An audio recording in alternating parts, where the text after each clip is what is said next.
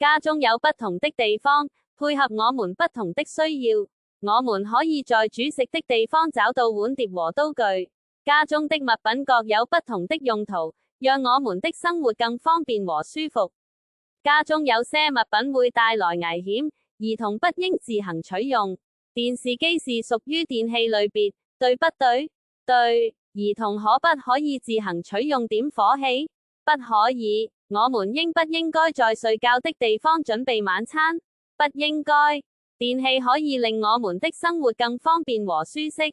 電器需要能源才能運作。為了節約能源，我們應該要有一定數量的衣物才開動洗衣機。購買電器時，我們可從能源標籤得知電器是否符合節約用電的效益。關掉無人使用的燈是不是節約能源的方法？是。一級能源效益最高，最省電，對不對？對。地球上所有天然資源都是無限的，怎樣用也用不完，對不對？不對。家用的物品用不同的物料製成，各種物料有不同的特性，我們要按不同的需要選用合適物料製成的物品。塑膠會破壞生態環境，我們要減少使用。玻璃是不是常見的物料？是。金屬比布料柔軟，對不對？不對。人類應不應該大量使用膠袋？不應該。每個家庭都有自己的姓氏，人們會把祖先世代居住的地方稱為家鄉。我們可以從家鄉的習俗認識家鄉，我們可以從家鄉的食物、遊戲、習俗認識家鄉，對不對？對。福州的特產是不是魚丸？是。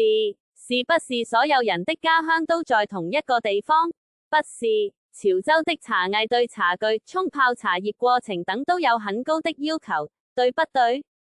對。傳說香港曾生產和出口香木，所以可以稱為香江。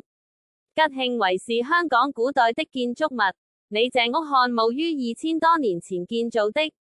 杯渡遺跡牌坊在屯門青山禪院一帶。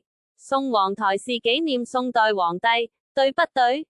對。香港自古以來就有人居住，對不對？對。我們可以從香港的古蹟圖片認識香港嗎？